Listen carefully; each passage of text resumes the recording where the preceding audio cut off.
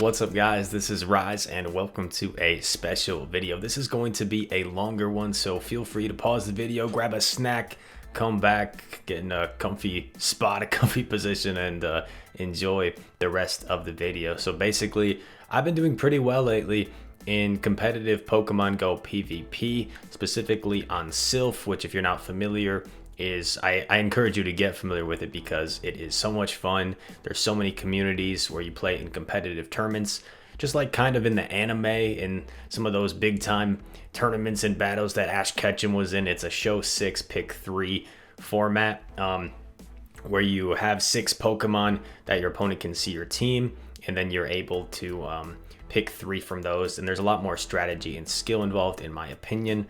There's a reason that the elite level battlers like Dunebug, for example, who's the world #1 you see on the current global leaderboards, there's a reason why he can win like 85% of his games in silph and only like 60% in Go Badly, because there's a lot more skill and strategy involved in silph versus just a blind 3 format.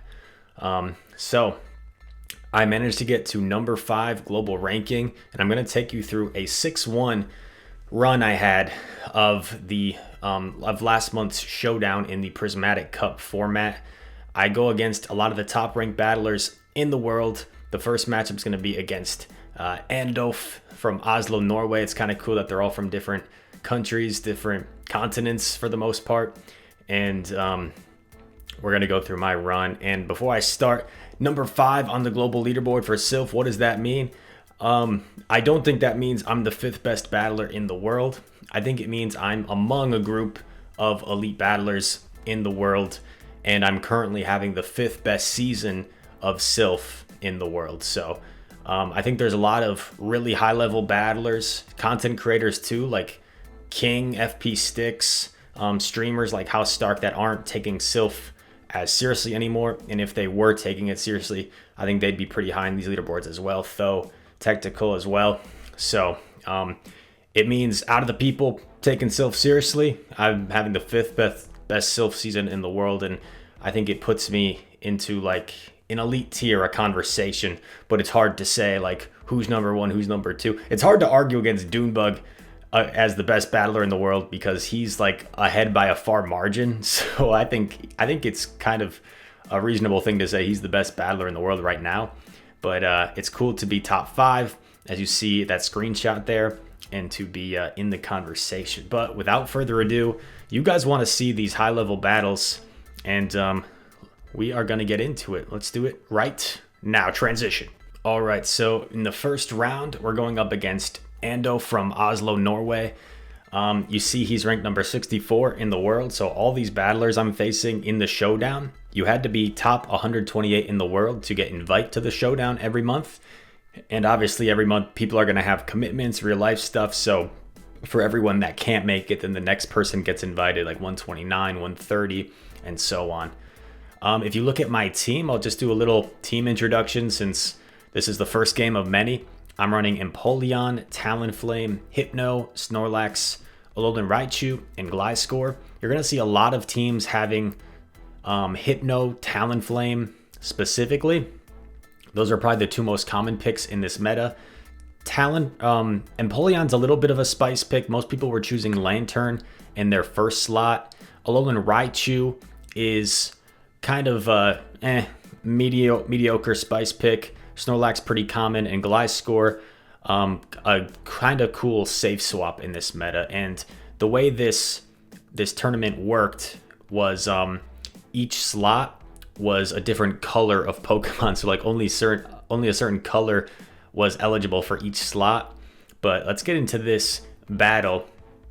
Body Slam coming through to take out the H.U. I immediately swap to avoid my Snorlax getting farmed down. You cannot let an Alolan Raichu farm you down if possible, because that energy is going to be extremely difficult to deal with. I'm thinking, how do I get out of this?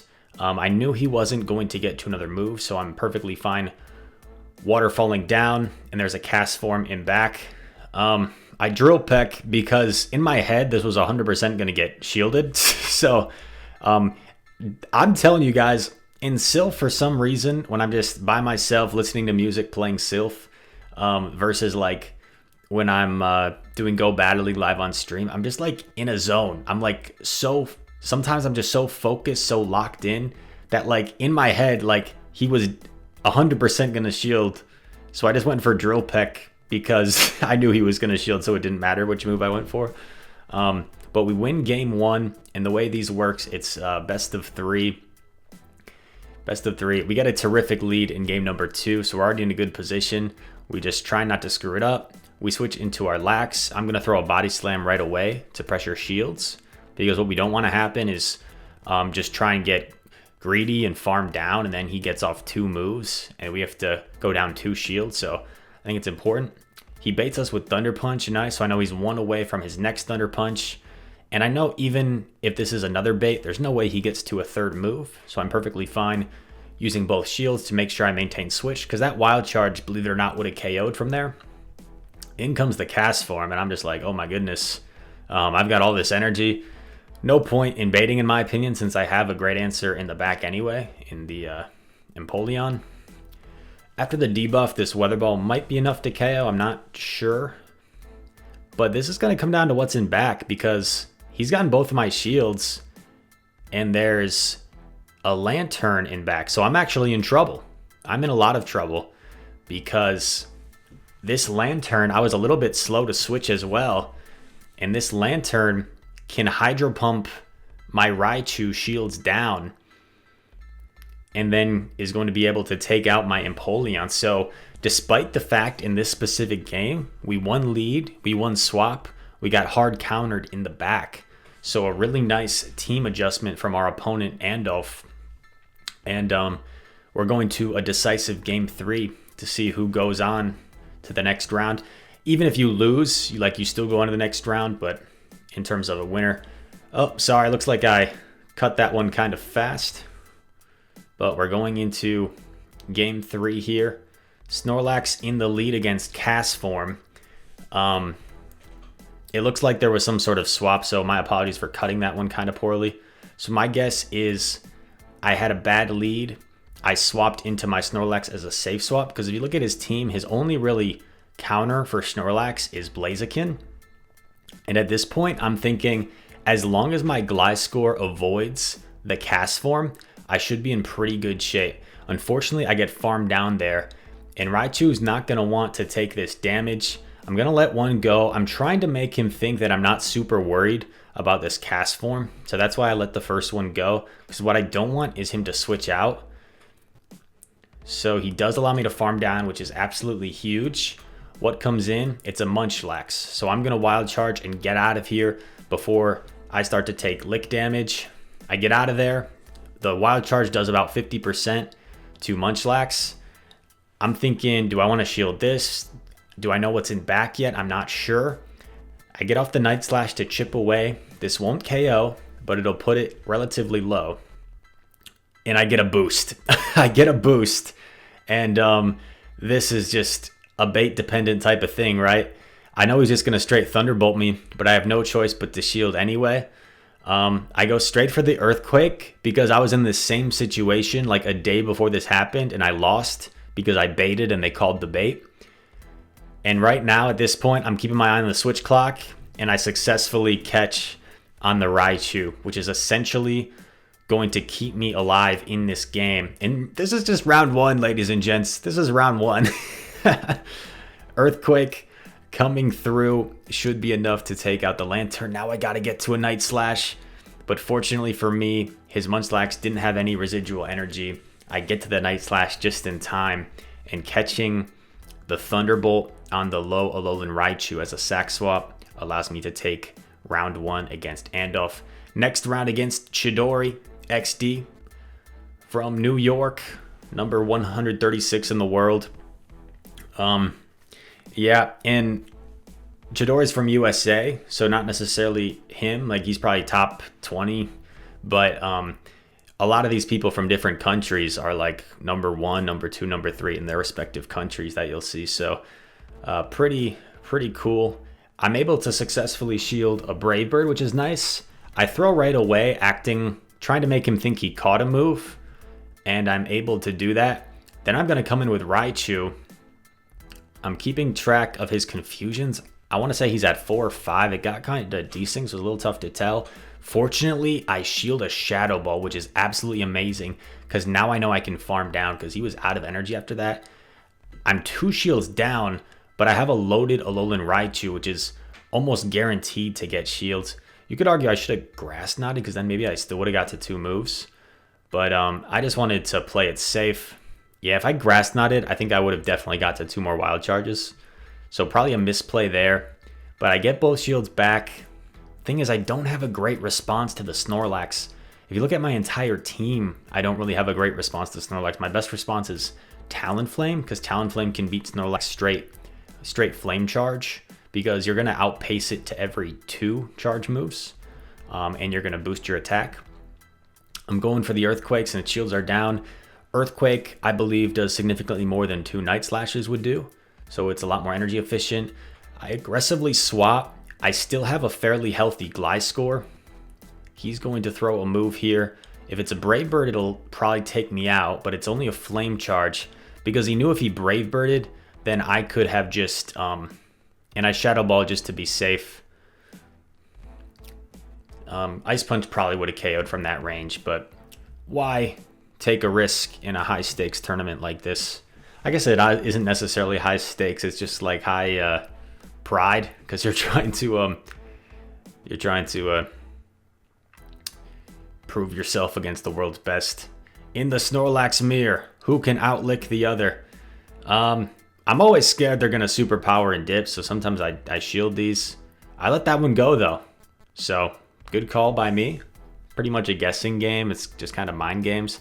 Now I'm going to superpower and dip into my Gliscor because if you notice this opponent's team, they don't have a hard answer to Gliscor. They only really have neutral matchups for it.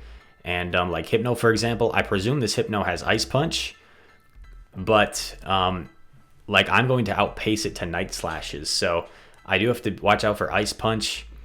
Do I bother shielding this or do I let it go and lick down? I let it go and I'm going to try and lick this entire Hypno down, I think, from this range. If I can successfully lick this down... Oh no, I realized he was going to get to a punch, which would put me kind of low. So I want to preserve some health. I throw the Body Slam.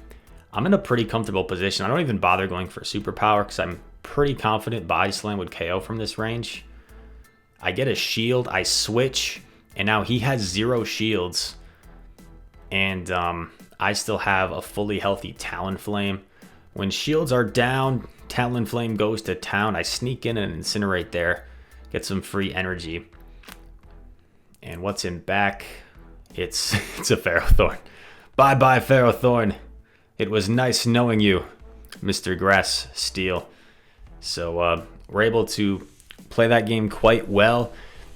A tip for you guys that are trying to improve your PvP skills, I think being the aggressor is oftentimes a way to win matches. Like I superpowered, dipped, gave up switch advantage. Beautiful lead.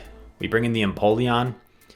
He's got 2 solid answers for Empoleons. That was kind of a risky lead. He makes an amazing catch here on the Lantern. I'm going to come in with my Gliscor. I do have to be cognizant of the Hydro Pump.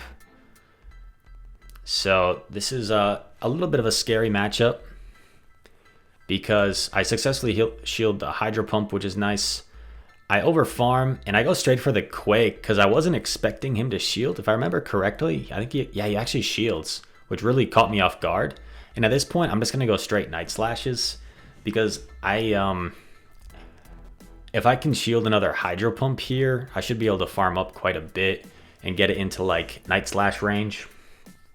So yeah, so he switches into Hypno, which is really interesting. So he knows that he doesn't have the alignment he wants, so he's just gonna try and like dance around, but I get the boost, which allows me to get to this Night Slash. And because I got the boost again, second time in the tournament I've gotten the boost, it allows me to grab that last shield.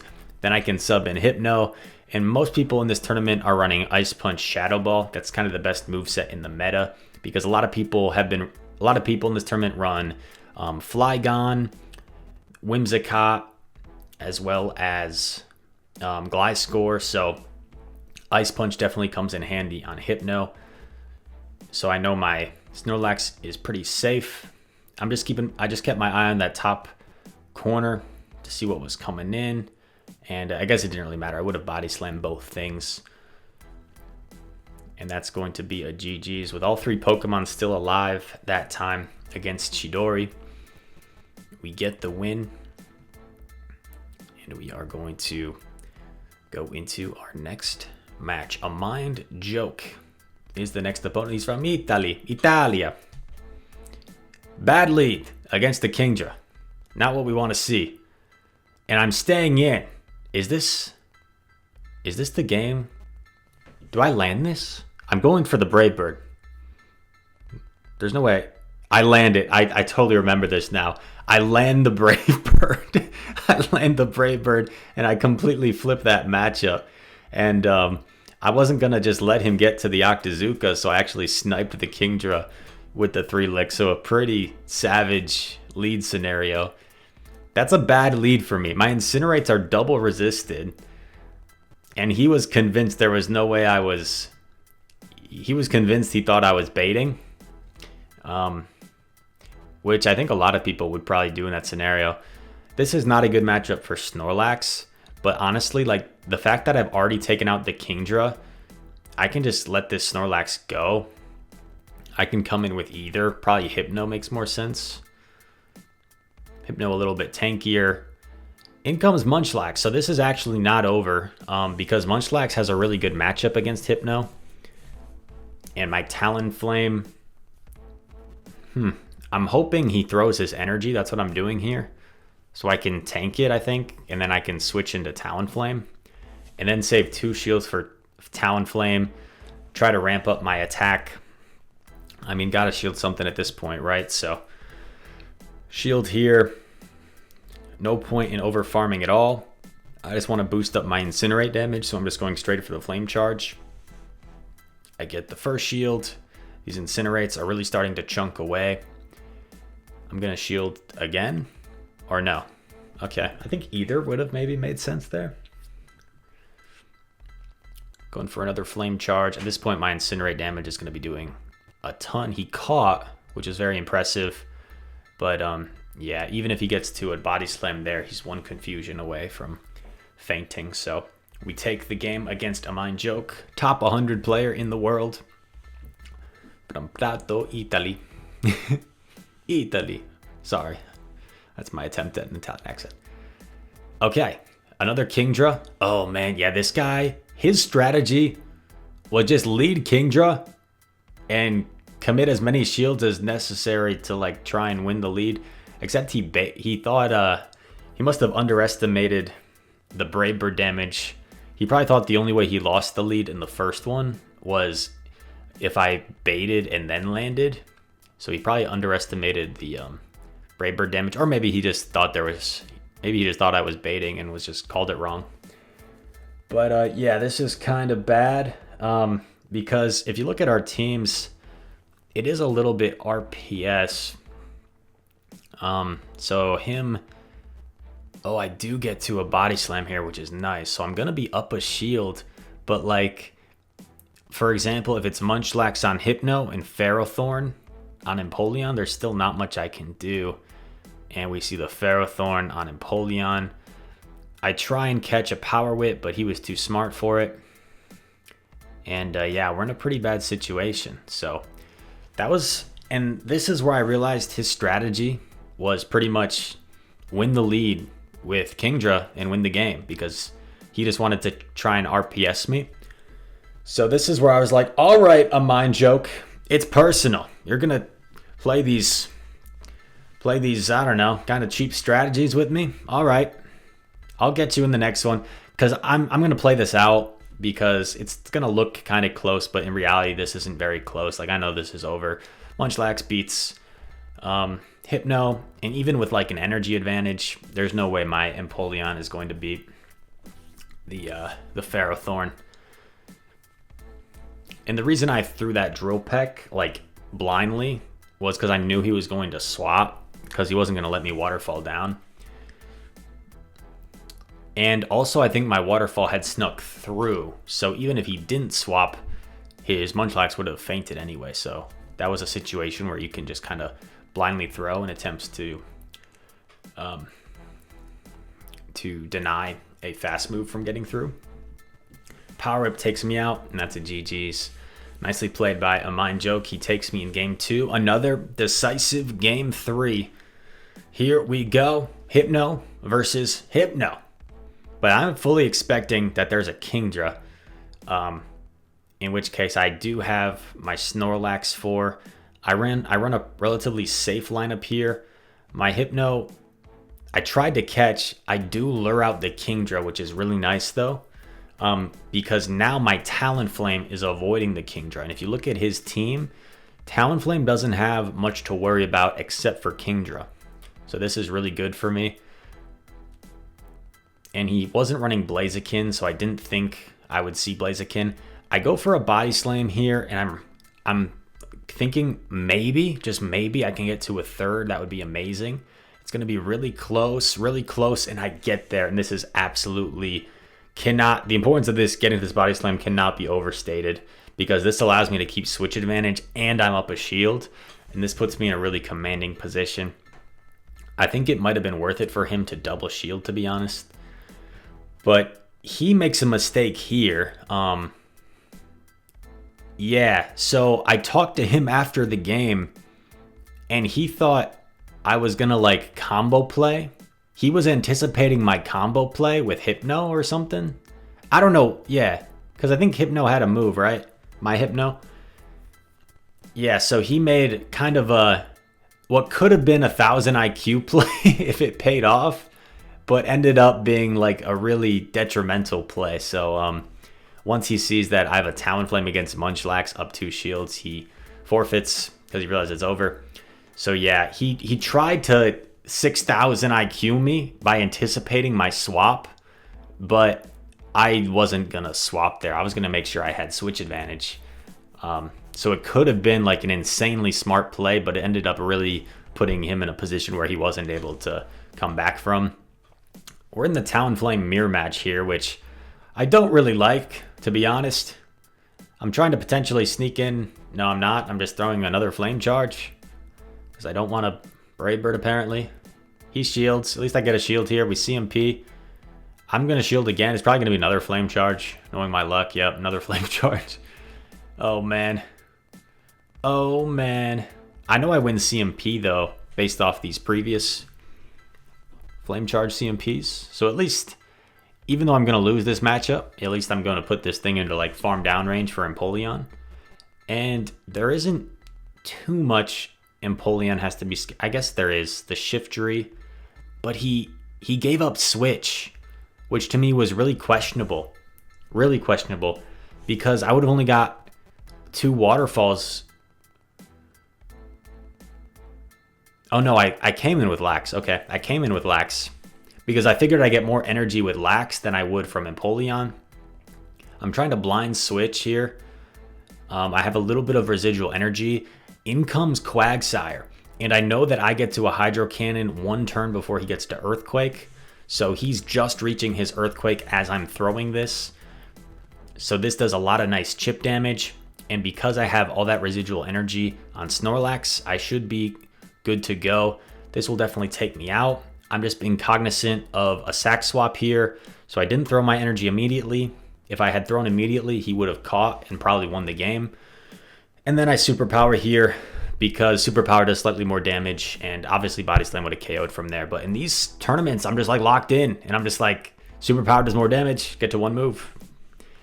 I'm telling you. Parzabal, I think he's the number 2 or 3 ranked player in Israel. Israel. Hypno versus Quagsire. Hypno's supposed to win this matchup, but the Sims you can't always trust because they're oftentimes bait dependent. He lands the Earthquake. Nicely done. He catches my Shadow Ball on his Shiftry.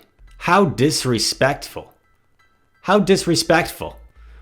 I'm going to come in with Gliscor, which like you'd think is a good counter to Shiftry, but it's really not because 2 Leaf Blades KO And my charge move doesn't really do anything.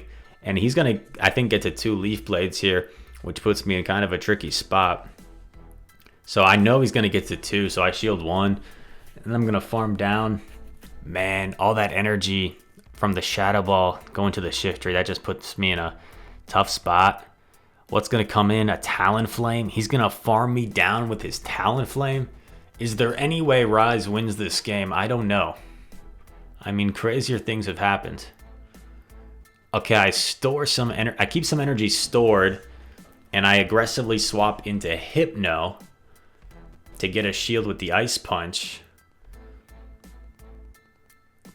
Do I... No, I let it go. Yeah, I think that's the right play. I'm going to wait out my clock. Do I come in Glide? Because I know I can get to a slash. No, that'd be dumb. Okay, I think I see where this is going. I have to let this go because he can save a shield for Tal in Brave Bird. Oh, man. I go up to 2, and then I throw. And this way, I have a move on Snorlax for... Okay. Yeah, he can't incinerate me down. So he's going to have to throw his energy. Oh, I catch! The Body Slam didn't KO. And I catch. So I still have a shield. And that's going to be GG's because he's not going to get to 2 moves before I get to my 1 move.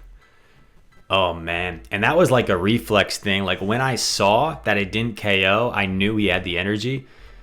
So then I caught on the Glide score. What a catch, Rise.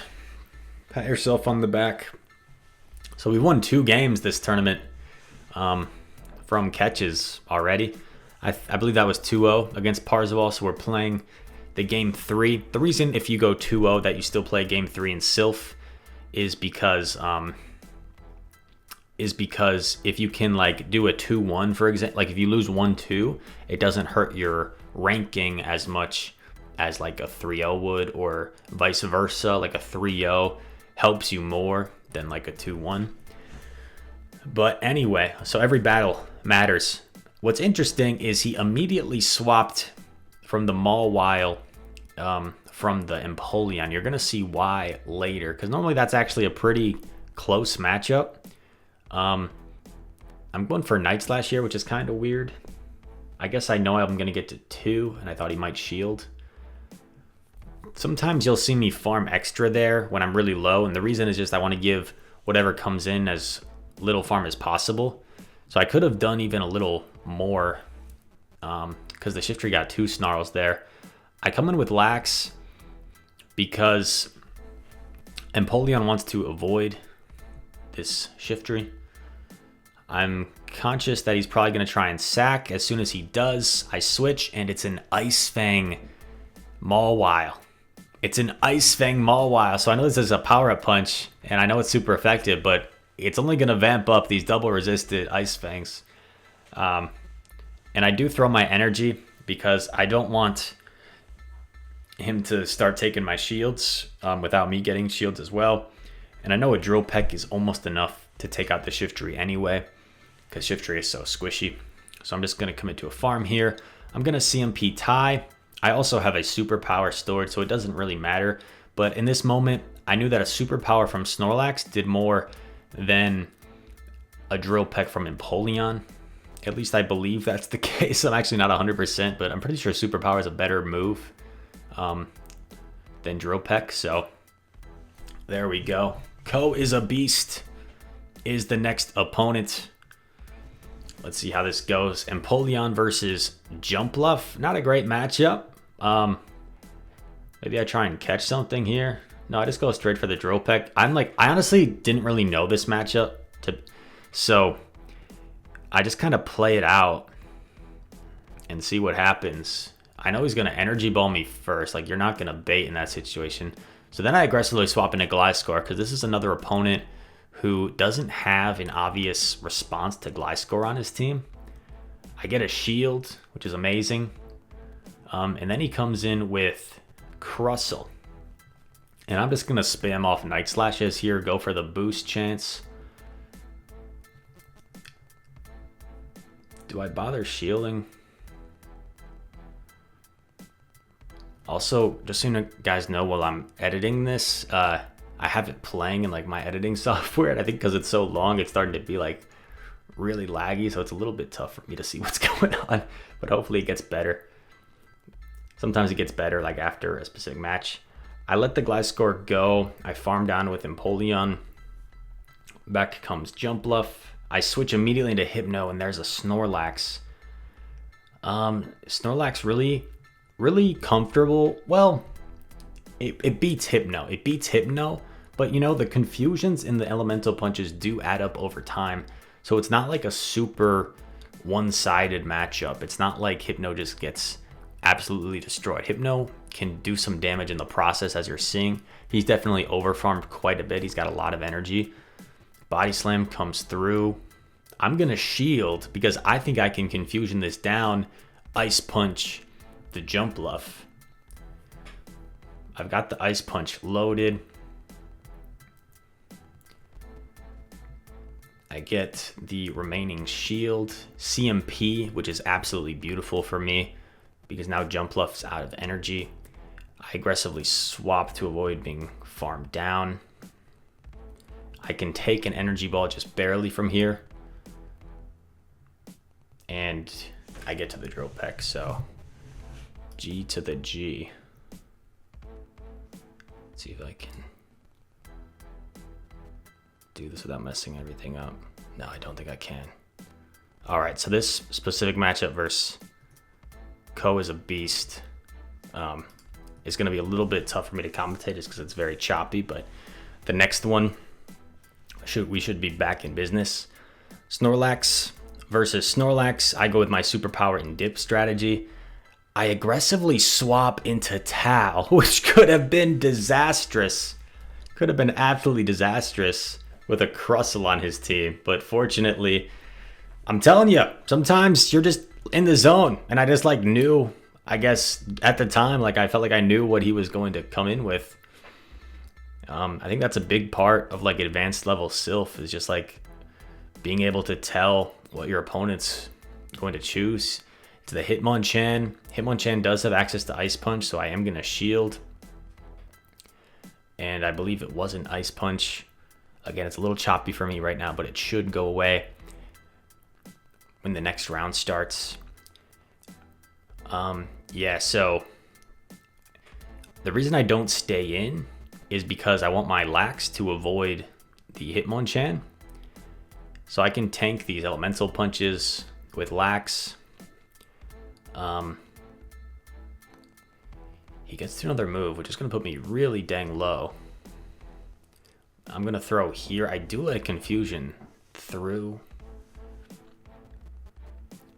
And I do waste a lot of energy there, so that was played kind of poorly by me. I don't want Hypno to get to a move, so I'm going to throw my Night Slash energy. And I'm going to take it out. In comes Hitmonchan, and we should be able to close this out from here. Still have a shield, so I can safely shield an Ice Punch. And we are good to go. Another win in the books against coisabeast. If I'm not mistaken, Chesapeake, Virginia. Coisabeast. For some reason, I feel like, oh, maybe it was like back in the early days when I started doing silph, I was watching FP Sticks videos to like learn stuff from him. And I think coisabeast beat FP in a tournament. So then I played coisabeast one time. I'm like, dude, I was like so scared. Like, oh my God, this guy beat FP Sticks. He must be insane. But you learn in silph, like anybody can beat anybody. Anybody I play, especially in a tournament like this where everyone is so good, any one of these people could have beat me. But it always comes down to just a few decisions and who can make the better team reads, the catches. You saw me flip 2 rounds due to catches. So you see me aggressive swap there, and once again, it's because his team doesn't have a hard answer to Gliscor. If they weren't running, if the opponent's team didn't have like an Empoleon, if it didn't have a Dugong, which not very many people ran Dugong because Hypno was very versatile in that number 3 spot. Yeah, so most people didn't have a hard counter to Gliscor, and that's why I really liked this team. This was the first time I ran this exact team in any prismatic cup. I had done 4 prismatic cups before this, all with different teams. First time I ran Snorlax, first time I ran Alolan Raichu, first time I ran Empoleon. So 3 new picks. And my play style revolves around being versatile, having safer Pokemon, being able to manipulate energy and come back from lost leads. So before this team, I had Lantern, Whimsicott, and what was my 5th pick? Hitmontop. So like Hitmontop gets hard-walled, hard-countered by Hypno. Lantern, any grass type, it's really no use. And then Whimsicott, any like flying or fire type or steel type, it really struggles against. So Snorlax, Raichu, and Empoleon all a lot safer. Gliscor also pretty safe. Hypno pretty safe. All these Pokemon are kind of safe Pokemon. Yeah, they're still going to have their hard counters. Like Raichu's going to struggle against Gliscor. But here we go. Round 6. We're 5-0 at this point, and we're playing the number 3 ranked player in the world, Vintowski. He's the number 1 ranked player in Chile. Man, I was so like hyped up, and believe it or not, coming into this matchup, I had never in my silph career lost against Vintowski. I'd actually beaten him every time I'd played him. I'm predicting he's going to superpower and dip here, so I'm going to let it go. And the reason I didn't throw my Hydro was because it takes 15 turns to get to Hydro and 14 turns to get to superpower. So if I had blind thrown my Hydro, he would have been able to dirty swap onto the Dragonite because there's a 1-turn difference there. That's why I didn't throw my Hydro right away. I get both shields, which is really interesting. And he has enough energy for a hard-hitting move, so I actually successfully shielded Draco. And when I successfully shielded the Draco, I was like, oh man, like I'm in a good position. I might take game 1. And he gets to a Dragon Claw. Dragon Claw doesn't do much. It's not a very good move. Got a lot of energy loaded, but he can kind of just absorb all this energy on his Lax, which is kind of tough for me.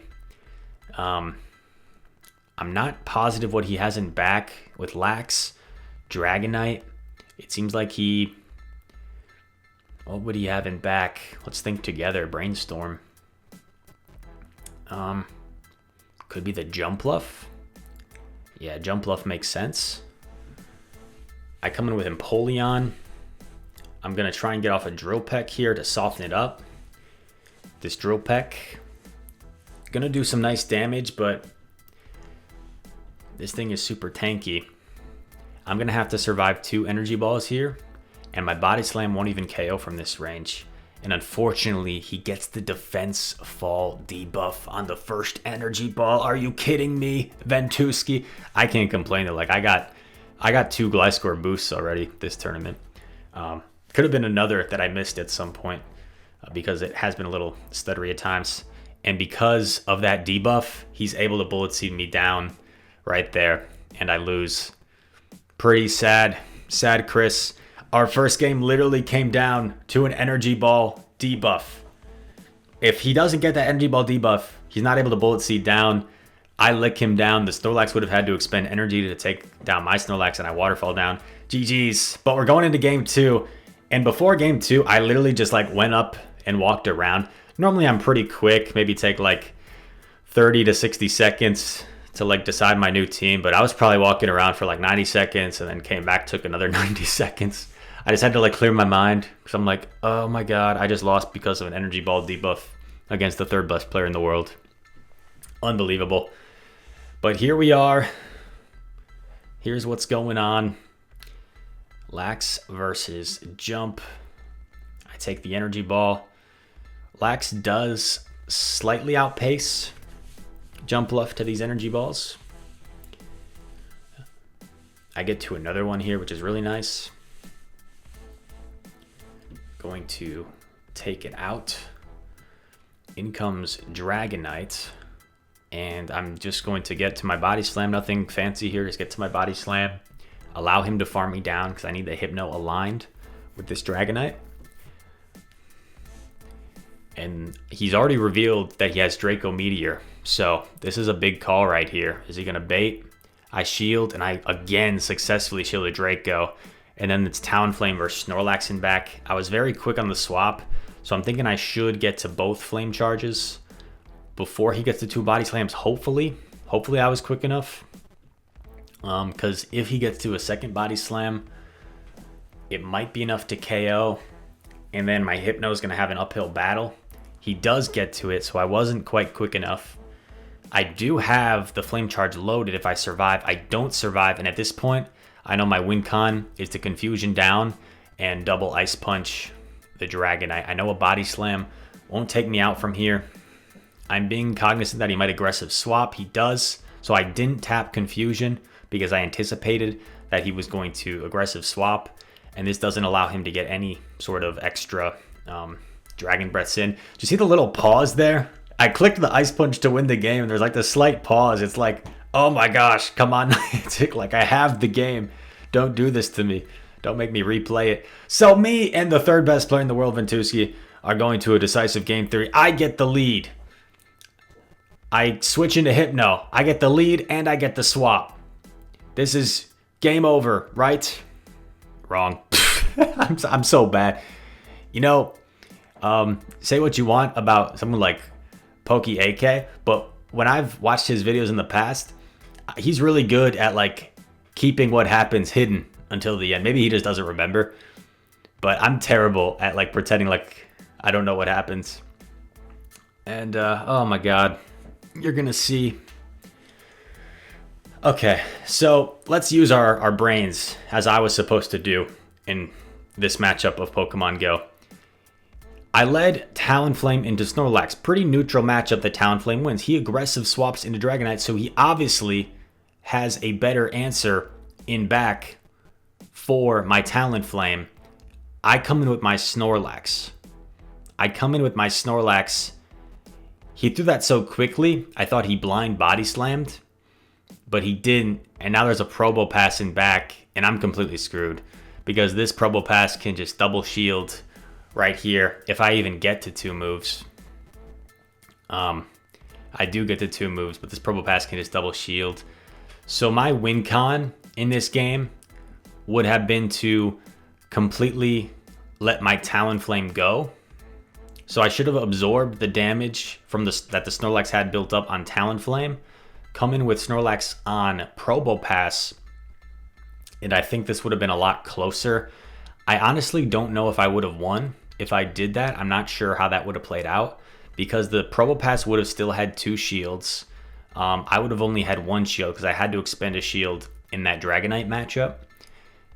And yeah, so I'm not sure if I would have won, but it would have been a lot closer because I potentially could have baited with Body Slam and then had enough health to double Superpower because Hypno would get to 3 moves before Probo got to 3 moves, so it would have. The moral of the story is it would have been a lot closer. And now we're in against Tony Jr. We're 5-1. We're going for a 6-1, and this was a big round for me because in my previous 2 showdowns against all the top players in the world, I had gone 5-2 both times, and this was to beat my personal best and get to a 6-1, and also potentially tie for the title. So Dunebug and Vintowski, number 1 and number 3 in the world, Vintowski, who I just lost to, they were playing at this time for the title. If Vintowski had already lost once in this tournament, so if he had won, it would have been a lot of us tying at 6-1 for the title. Dunebug going for the sweep. And what's absolutely insane, I mentioned earlier at the beginning of this video, like it's hard to pick like one person as the best or rank people, but Dunebug is probably the one that we could say. Dunebug was 18-0 in his games up until this point. 6 rounds, hadn't dropped a single game. But anyway, in this matchup here against Tony Jr., huge props to him. He's running an extremely spicy team. Definitely the spiciest team I played against this tournament. Electivire, Wormadam Trash, Flygon, Sudowoodo, and Gyarados. Really cool team. And I believe he earth powered me there once again. When I do a long video like this, it seems to get kind of choppy in my editing software, so it's a little hard to see what's going on, but it should be good for you guys. Ice Punch coming through takes out Flygon, and then I just look down the Electivire for the win. GG against Tony in game number 1. And you're gonna be in for a surprise with his team. I lead Empoleon into Wormadam. He switches, but that Wormadam is gonna surprise us later. I actually stay in for a little bit because I want to do some damage to this thing's health. I'm going to get off this Hydro right here, and then I'm probably gonna switch. And I switch into Lax. And the reason I don't switch into Hypno is because I know that the Wormadam has a really good matchup against Hypno, and Snorlax is a little bit safer. So whatever comes in, Snorlax can do more work. And this is a freaking Bug Bite Wormadam. Most people run Confusion on Wormadam Trash if you guys haven't seen it before. Bug Bite Wormadam, which is like, oh my god, it's a good thing I didn't come in with the Hypno against the Electivire, because it would have just gotten eaten alive by these Bug Bites, and the Confusions would have been resisted. So I would have been in huge trouble. I can take anything coming from a Wormadam. Usually runs Bug Buzz. There you go. Defense fell, but I switch. And this is a pretty comfortable matchup, I would think, for Hypno, because I'm going to get to 2 punches before they get to 2 crunches. And the Confusions really chunk away, as you see, because Gyarados is very squishy, especially in the Great League. It gets a little bit more bulk in Ultra, but still kind of squishy. And then in Master, it gains a lot of bulk, so it can actually take a hit a lot better in Master. But you see the Confusion just absolutely chunking. At this point, I should be pretty good. Crunch does take me out. I Waterfall down there. And then the Wormadam gets Waterfall down as well, because Empoleon just has an extremely dominant matchup against the Wormadam Trash. And the Wormadam Trash does pretty well against the rest of my team, except for the Talonflame, I guess. But Talonflame has a lot of bad matchups against his team, like Electivire, Gyarados, Flygon, Sudowoodo, so I didn't really want to bring my Talonflame. So I knew Empoleon was really going to be my main answer for the Wormadam, and Snorlax was kind of like the neutral answer. Coming with a very similar line. As soon as I see him meet my Snorlax with my Wormadam, I'm immediately as soon as I see him meet my Snorlax with his Wormadam, I immediately think I'm good. I win this game, because I don't really even care about winning Switch here. As long as my Hypno avoids the Wormadam. If you look at the rest of his team, my Hypno has quite a bit of play. I guess the Drifblim would be a little scary, but we haven't seen the Drifblim, if I recall. So I'm not too worried about that. Drifblim also would struggle against Lax, Emp, Tao, Raichu. So Drifblim I didn't think was coming this round. Flygon versus Hypno. Oh, look at that. We got the sun shining in here. I didn't even notice. And we're just going to play this one out. But also, huge props to Tony Jr. here from Chicago, which is actually very close to me. It's about 90 minutes to 2 hours of a drive. He was 5-1, just like me up until this point. Only loss was to Dunebug, I believe, who would go on to sweep this tournament 7-0. And look at the team he's running. Like, he's running an extremely spicy team. And after the tournament, I had talked to some of my Team USA teammates about it, and they were like, you know what, like, Bug Bite Wormadam and Sudowoodo actually, like, completely cover the meta. So I'm like, oh man, like, that's true. But yeah, we're able to get a 3-0 there against Tony Jr.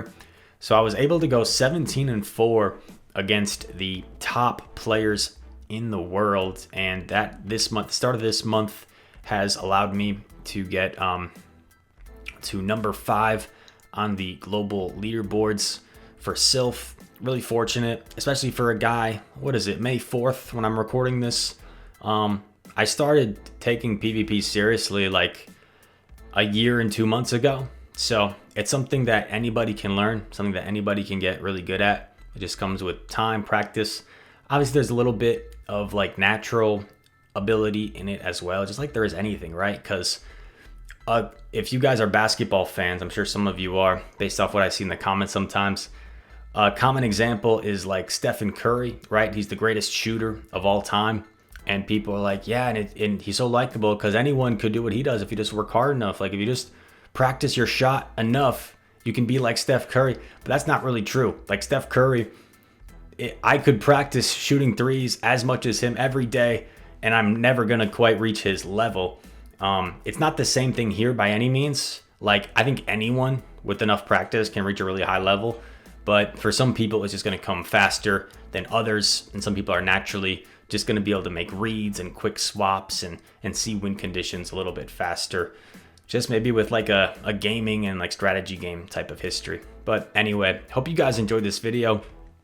I usually don't like asking for likes because I feel like it sounds weird. Like if you liked the video, then like it. I don't want to ask you to like it. But if you did enjoy this video, I'd appreciate a like, especially because it did take a long time to make, editing all these clips, trimming them all, and all the different graphics for the different teams. So it takes me probably like 1.5 to 2 hours to make a normal video, and for this one it probably took like closer to 6 hours. So I would appreciate a like to help it get promoted and maybe more people see it. Also, when a video is like this 50 minutes long or longer, it's usually it doesn't get as many views because people have shorter attention spans. They want to see more like a 10 to 20 minute type of video. But all that said, thank you so much for watching. I love this community. I can't wait to do some big mega tournaments in person. I'm fully vaccinated with COVID, and I can't wait to meet all these people in the community and have an amazing time. Yeah, I could keep on talking forever. So all that said, thank you for watching, and I hope to see you in the next one. Peace.